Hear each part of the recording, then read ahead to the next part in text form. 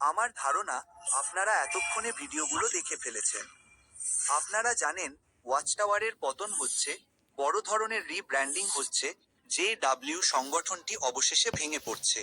আর দেখুন, এর কিছু অংশ ক্লিকবেইট, কিন্তু সেই ভিডিও নির্মাতাদের মধ্যে কেউ কেউ যা ঘটছে তা বোঝার জন্য সত্যিই চেষ্টা করছেন, এবং আমি ব্যাপারটা বুঝতে পারছি।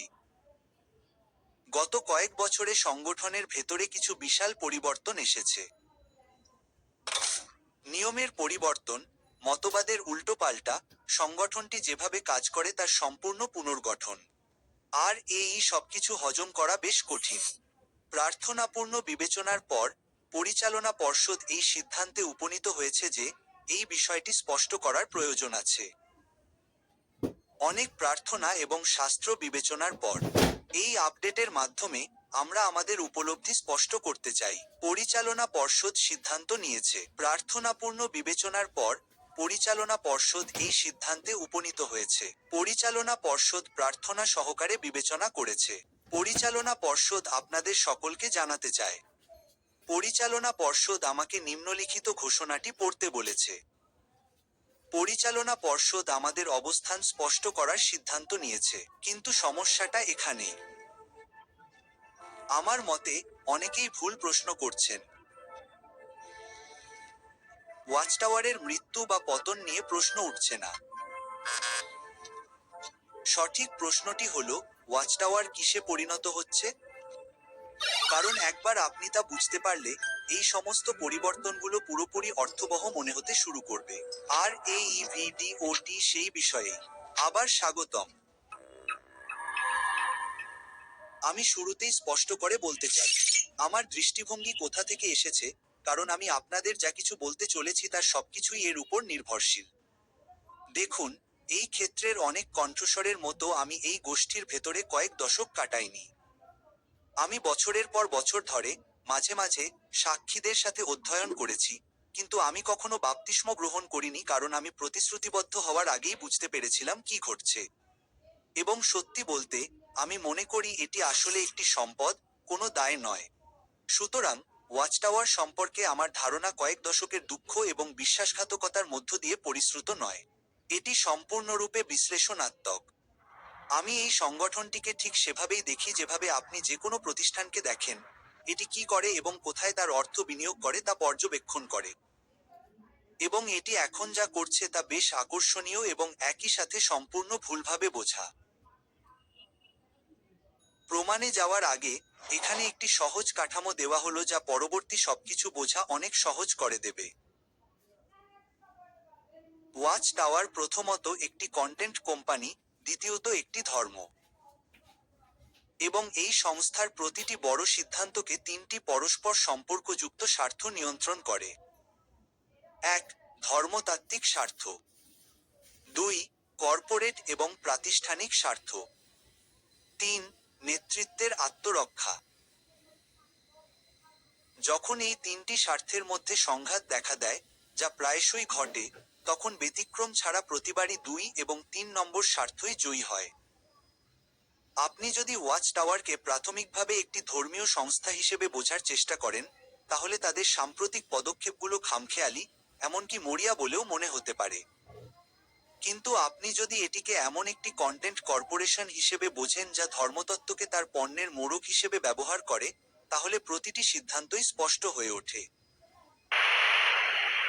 আমি আপনাকে একটি প্রশ্ন করি। ওয়াচ টাওয়ার যদি ধ্বংসের পথেই থাকে, তাহলে তারা নিউ ইয়র্কের রামাপোতে একটি বিলাসবহুল, অত্যাধুনিক ফিল্ম সেন্টারে শত শত মিলিয়ন ডলার বিনিয়োগ করছে কেন? তারা ডিজনির প্রতিদ্বন্দ্বী পর্যায়ে ডিজিটাল কন্টেন্ট উৎপাদনে বিনিয়োগ করছে কেন? এই বিষয়টি ভাবুন। JW.org এখন 1000 এরও বেশি ভাষায় উপলব্ধ। এটি কোনো ছোটখাটো কৃতিত্ব নয়। এর ফলে JW.org পুরো ইন্টারনেটের সবচেয়ে বেশি অনুদিত ওয়েবসাইটগুলোর মধ্যে একটি হয়ে উঠেছে। আর আপনি যদি ব্যবসা গুটিয়ে ফেলার পরিকল্পনা করেন, তাহলে এই ধরনের পরিকাঠামো তৈরি করেন না। এবং প্রায় 10 বছর আগে, সংস্থাটি তার ব্রুকলিনের রিয়েল এস্টেট পোর্টফোলিওর একটি পরিকল্পিত বিক্রয় সম্পন্ন করে।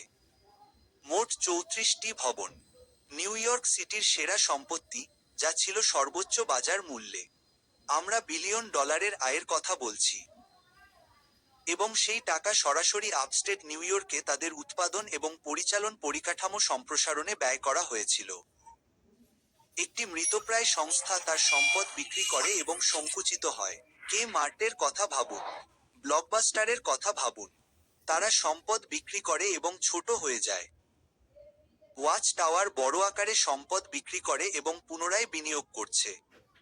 এটি তার বিপরীত আচরণ। এবং পতনের আখ্যানের কাছে এর কোনো উত্তর নেই। এখন বৃহত্তর প্রেক্ষাপটটি আরও ভালোভাবে বোঝার জন্য আসুন আমরা ওয়াচ টাওয়ারের ইতিহাস বিবেচনা করি।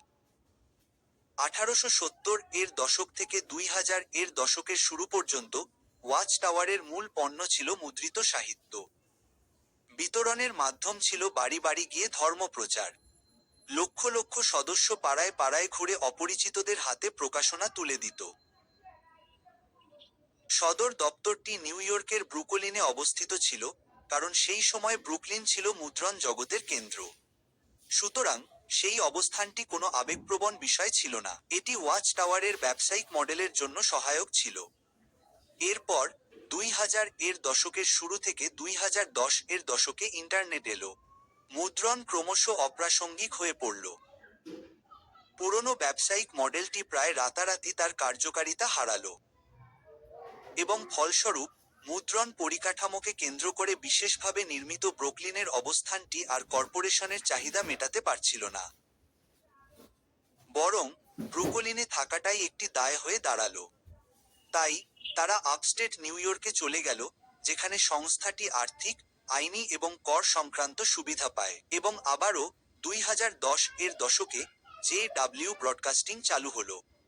ওয়েবসাইট, অ্যাপ এবং ভিডিও লাইব্রেরি পণ্য হয়ে উঠল। মুদ্রিত ম্যাগাজিনটি গৌণ, প্রায় আনুষ্ঠানিক হয়ে গেল। বাড়ি বাড়ি গিয়ে ধর্মপ্রচারের কাজটি বিতরণের মাধ্যম থেকে একটি ফানেলে রূপান্তরিত হলো, যা মানুষকে JW.org এর ডিজিটাল কন্টেন্টের দিকে চালিত করে। সুতরাং ওয়াচ টাওয়ার যা করেছে তা কোনো রিব্র্যান্ডিং নয়। এটি একটি ব্যবসায়িক মডেলের রূপান্তর। মূল পণ্যটি বদলে গেছে। বিষয়বস্তু তৈরির পদ্ধতি বদলে গেছে। এটি বিতরণের পদ্ধতি বদলে গেছে। পরিচর্যার কার্যপদ্ধতি বদলে গেছে। এটি কাঠামোগত, বাহ্যিক নয়। সুতরাং আমাদের চারপাশে ঘটে চলা ঘটনাগুলো আগের চেয়েও স্পষ্ট করে দিচ্ছে যে আমরা শেষ দিনের শেষ পর্বে বাস করছি, নিঃসন্দেহে শেষ দিনের শেষ পর্বের শেষ পর্বে। শেষ দিনের শেষ দিনের ঠিক আগে। যখনই তারা আপনাকে বলবে যে আমরা শেষ দিনে আছি, মনে রাখবেন যে এটি এমন একটি সংস্থা যা সবেমাত্র একটি বহু প্রজন্মের পরিকাঠামো নির্মাণের জন্য প্রতিশ্রুতিবদ্ধ হয়েছে। সুতরাং এই কথাগুলোর মধ্যে একটি মিথ্যা।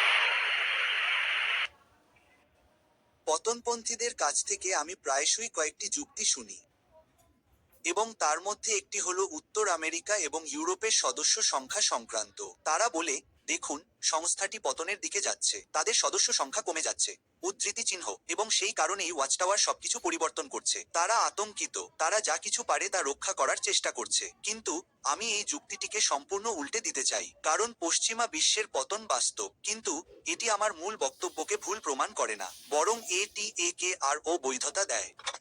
কারণ পুরনো মডেলটি, অর্থাৎ ভৌত কিংডম হল মুদ্রিত সাহিত্য, সার্কিট ওভারসিয়ার, স্থানীয় মণ্ডলীর পরিকাঠামো, খুবই ব্যয়বহুল। আর এটি কেবল তখনই কার্যকর হয় যখন সংস্থাটির প্রসার ঘটে, কারণ এই প্রসারই স্বেচ্ছাসেবী শ্রম এবং অনুদানের ভিত্তি তৈরি করে যা এই আনুষঙ্গিক খরচগুলো টিকিয়ে রাখে। তাই পশ্চিমা দেশগুলোতে সদস্য সংখ্যা কমে যাওয়ায় সেই পুরনো মডেলটি অর্থনৈতিকভাবে ক্রমশ অস্থিতিশীল হয়ে পড়ছে। কিন্তু ডিজিটাল মডেল এই সমস্যাটি প্রায় পুরোপুরি সমাধান করে।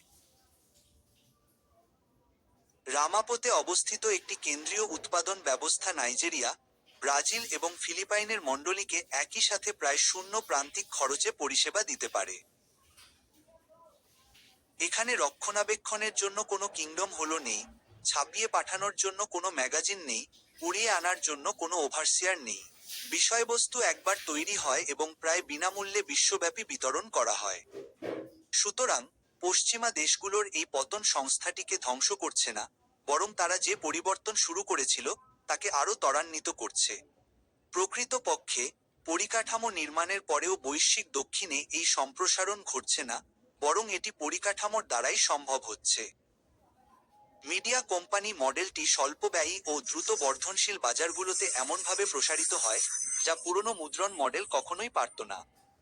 দেখুন, প্রতিষ্ঠানগুলো শুধু একটি বাজার হারালেই ভেঙে পড়ে না, তারা নিজেদের কৌশল পরিবর্তন করে, আর টাকাই আপনাকে বলে দেবে তারা কোন দিকে ঝুঁকছে। টাকার উৎস খুঁজে দেখুন। এখন আমি মতবাদগত পরিবর্তনের প্রসঙ্গে ফিরে আসতে চাই, কারণ এখানেই মরিয়া হয়ে হাবুডুবু খাওয়া একটি মৃতপ্রায় সংগঠনের আখ্যানটি সবচেয়ে বেশি গ্রহণযোগ্যতা পায়। আর ব্যাপারটা হলো, সেই পরিবর্তনগুলোর কিছু অবশ্যই পরিস্থিতি অনুযায়ী নেওয়া হয়েছে। উদাহরণস্বরূপ, যখন নরওয়ে বর্জনের শার্নিং কারণে রাষ্ট্রীয় অর্থায়ন বন্ধ করে দেওয়ার হুমকি দিয়েছিল, তখন সংগঠনটি প্রায় রাতারাতি তাদের বর্জন নীতি শিথিল করে। এমনকি যখন বয়োজ্যেষ্ঠরা এল্ডার কোনো ব্যক্তিকে জানান যে তাকে মণ্ডলী থেকে সরিয়ে দেওয়া হচ্ছে, তখনও তাকে হতাশ হতে দেওয়া হয় না। বয়োজ্যেষ্ঠরা ব্যাখ্যা করেন যে তার মনের পরিবর্তন হয়েছে কিনা তা দেখার জন্য তারা কয়েক মাস পরে সেই ব্যক্তির সাথে আবার দেখা করতে চান। এটা অবশ্যই পরিস্থিতি অনুযায়ী নেওয়া হয়েছিল। আমি এ ব্যাপারে 100% একমত, কিন্তু এই বিষয়টি ব্যাখ্যা করুন। দাড়ি, ঢিলেঢালা প্যান্ট, টোস্টিং, ফিল্ড সার্ভিসের ঘন্টার প্রতিবেদন, এই পরিবর্তনগুলো কোনো মামলার কারণে আসেনি। ভাইদের দাড়ি রাখা নিয়ে পরিচালনা পর্ষদের কোনো আপত্তি নেই। সাম্প্রতিক বার্ষিক সভায় আমরা জানতে পেরেছি যে গত নভেম্বর থেকে আমরা আর কোনো বিস্তারিত ফিল্ড সার্ভিস রিপোর্ট জমা দেব না। পরিচালনা পর্ষদ সিদ্ধান্ত নিয়েছে যে বোনেরা পরিচর্যার কাজে অংশ নেওয়ার সময় এবং খ্রিস্টীয় সভা, সমাবেশ ও সম্মেলনে যোগদানের সময় স্ল্যাক্স পরতে পারেন। যদিও নির্দিষ্ট কিছু শিক্ষা গ্রহণের ক্ষেত্রে ঝুঁকি রয়েছে, মূলত অতিরিক্ত শিক্ষা গ্রহণ করা বা না করা একটি ব্যক্তিগত সিদ্ধান্তের বিষয়।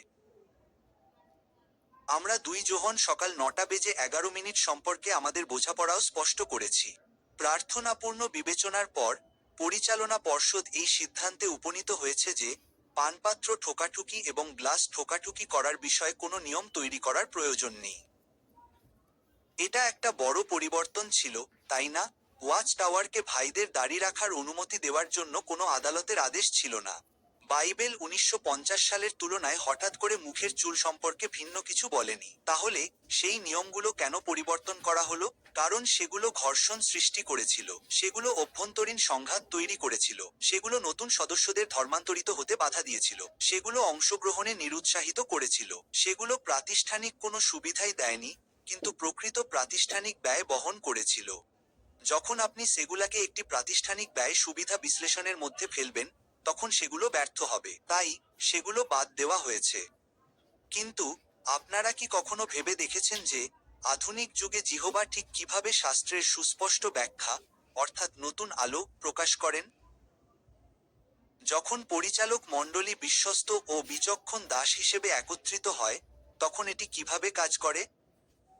আলো ঠিক কিভাবে আরো উজ্জ্বল হয়? নতুন আলো আসলে এটাই, শাস্ত্র থেকে বেছে নেওয়া কিছু যুক্তিসহ একটি লাভ ক্ষতির বিশ্লেষণ। শুরুতে আমি যা বলেছিলাম তা মনে আছে? অনেকেই ভুল প্রশ্ন করছে। বিষয়টা এই নয় যে ওয়াচ টাওয়ার মরে যাচ্ছে বা ভেঙে পড়ছে, বরং এটি কি হয়ে উঠছে তা নিয়ে। কারণ আপনি যদি তা বুঝতে পারেন, তবে এই সমস্ত পরিবর্তন পুরোপুরি অর্থবহ মনে হবে। আসলে ওয়াচ টাওয়ার নীরবে এমন কিছুতে পরিণত হচ্ছে যা ধর্মীয় জগৎ আগে কখনো দেখেনি। এটি একটি কেন্দ্রীভূত ডিজিটাল কন্টেন্ট সাম্রাজ্য, যার বিশ্বজুড়ে একনিষ্ঠ দর্শক রয়েছে, যা 1000-এরও বেশি ভাষায় বিনামূল্যে বা প্রায় বিনামূল্যে উপকরণ তৈরি করে এবং পৃথিবীর দ্রুততম বর্ধনশীল ধর্মীয় বাজারগুলোতে প্রসারিত হচ্ছে।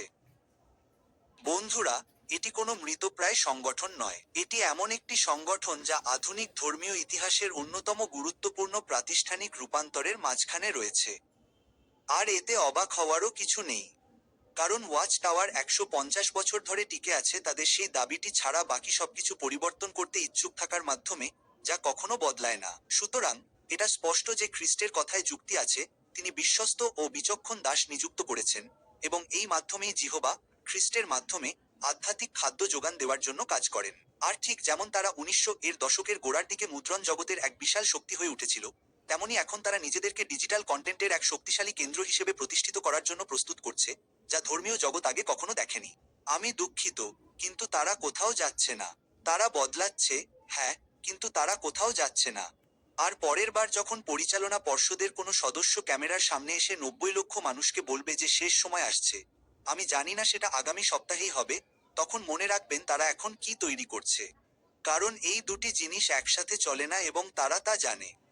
আর আমি মনে করি, এর চেয়েও বড় একটি প্রশ্ন আছে যা প্রাক্তন জেহোভার সাক্ষীদের মহলের অনেকেই উপেক্ষা করছেন।